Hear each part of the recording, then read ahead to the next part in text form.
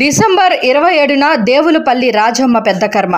చిత్తూరు జిల్లా రుంపిచెర్ల మండలం మోటుమల్లెల గ్రామం వడ్డేవాండ్లపల్లికి చెందిన దేవులపల్లి రాజమ్మ పెద్దకర్మ 2023 డిసెంబర్ నెల 27వ తేదీ బుధవారం ఉదయం 10 గంటలకు వడ్డేవాండ్లపల్లిలోని స్వగృహంలో జరుగుతుందని కీర్తిశేషులు దేవులపల్లి రాజమ్మ కుమారులు దేవులపల్లి చంద్రమోహన్ రెడ్డి, దేవులపల్లి వెంకట రమణారెడ్డి తెలిపారు. కీర్తిశేషులు దేవులపల్లి చంగల్రెడ్డి భార్య అయిన దేవులపల్లి రాజమ్మకు 88 సంవత్సరాలు. అడిగిన వారికి అన్నదానం చేస్తూ అందరికీ మంచిగా ఉంటూ ఎంతో మంచి పేరు తెచ్చుకుంది.